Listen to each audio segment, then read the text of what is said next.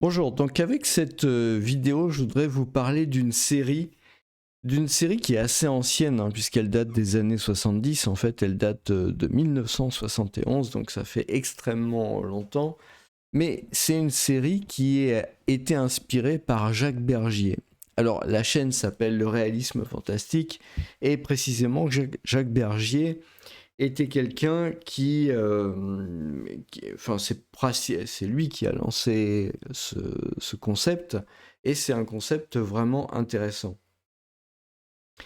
Vous allez pouvoir trouver cette série complète sur le site de l'INA. C'est ce qui a inspiré quelque part ce terme, un réalisme fantastique. Et la série en question s'appelle Aux frontières du possible. Aux frontières du possible, c'est une série en plusieurs épisodes, mais elle est extrêmement intéressante parce que le fait de regarder ça en 2025, donc je ne sais pas si vous imaginez, ça fait maintenant plus de... Ça fait 30, 55 ans à peu près, presque, de délai en fait entre la sortie du premier épisode en 71 et nos jours. Et c'est intéressant en fait de regarder l'imagination qu'il y avait à l'époque. On retrouve même en 2025 en fait des choses de l'époque, c'est assez amusant. Donc aux frontières du possible, vous avez plusieurs épisodes et je vous propose de faire un tour sur les épisodes et de regarder un peu ce que ça concerne. On a le dossier des mutations V. Et le dossier des mutations V, en fait, fait vraiment penser à toute la partie travail sur l'ADN, les OGM, etc., qu'on connaît maintenant, qui sont vraiment quelque chose de très connu, mais à l'époque, c'était pas nécessairement aussi connu. On a la partie nécrose mentale. La partie nécrose mentale, c'est aussi très intéressant puisqu'on y découvre les effets d'une drogue qui s'appelle la transcalmine K. Et finalement, moi je trouve que elle correspond beaucoup à une autre drogue qu'on connaît maintenant et dont le nom commence par K aussi, qui s'appelle la kétamine. Et donc je trouve ça assez intéressant. La terreur au ralenti, c'est les habitants d'un village de Haute-Provence et on comprend donc à travers ce film qu'il y a une influence sur l'esprit des gens à distance fait par des ondes électromagnétiques. Et ça rappelle pas mal les choses qu'on peut voir au niveau de Tesla maintenant, ou les technologies à harpe censées, disons, influencer le psychisme à distance. C'est vraiment très intéressant. Et tout ça encore, ça date des années de l'année 71, hein, donc c'est vraiment intéressant. Vous avez aussi Menace sur le sixième continent. Donc là, il est question du travail sur des gaz qui permettent de pouvoir faire des plongées très en profondeur. Et c'est vraiment aussi quelque chose qui est intéressant, hein, parce que ça fait partie des recherches qui ont été faites à une certaine époque, voire éventuellement qui sont faites encore. Vous avez l'homme radar.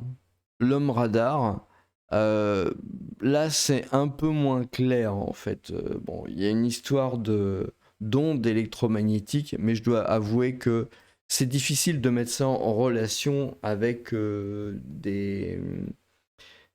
des inventions existantes. Vous avez protection spéciale ultrason U. Alors, donc c'est intéressant parce que, donc encore une fois, hein, c'est dans les années 71, donc vous imaginez, il y a vraiment, comment dire, pas tout ce qu'on connaît maintenant, le Wi-Fi, etc. Et ce qui est intéressant, c'est que avec cette onde, hein, les gens sont capables de filmer, enregistrer à travers des murs, mais c'est impossible d'écouter à travers l'eau. Et je trouve que c'est intéressant parce que finalement, ça peut faire penser à certaine utilisation des micro-ondes qui peuvent permettre d'avoir ce genre d'effet aussi, hein. Les micro-ondes, contrairement à ce qu'on peut penser, ça peut vraiment permettre d'avoir des enregistrements très particuliers et précisément, ça passe pas au travers de l'eau. Alors, ensuite, on a la saison 2. La saison 2, c'est pas Jacques Bergier qui a travaillé sur... lui, il a travaillé sur la saison 1, Jacques Bergier, mais il n'a pas travaillé sur tous les films de la saison 2, ou pas complètement en fait. Je me demande, d'après une idée scientifique, meurtre à distance. Donc là, on a de la télépathie. Ça, c'est un grand truc que Jacques Bergier avait mis en avant, en fait. C'est les communications télépathiques entre le sol et un sous-marin. Il en avait déjà pas mal parlé, en fait, même sur des interviews, vous pouvez les retrouver sur Internet. Donc là, on parle pas d'autres scénarios. Donc, avant d'être écrivain, Jacques Bergier est un ingénieur chimiste. Il est également espion résistant pendant la Seconde Guerre mondiale. Donc voilà, il parle en fait voilà, de cette personne-là. Et c'est en partant de ses connaissances scientifiques et de son expérience en tant qu'espion et résistant que Jacques Bergier écrit la plupart de ses ouvrages, dont L'espionnage scientifique, qui est à l'origine de la série Aux frontières du possible. Voilà. Donc je trouve que c'est vraiment intéressant si vous avez l'occasion de revoir, ou de voir plutôt, parce que je pense qu'il n'y a pas beaucoup de gens qui connaissent cette série. C'est vraiment une série qui est géniale.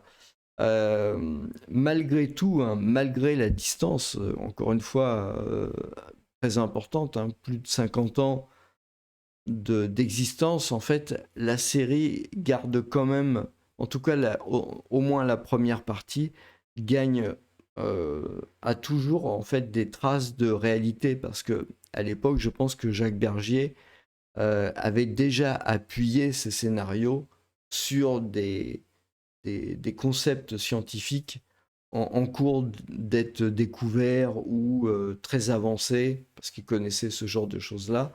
Et donc, ça fait vraiment une série qui est passionnante, passionnante à voir. Voilà, je vous remercie et je vous souhaite une bonne journée.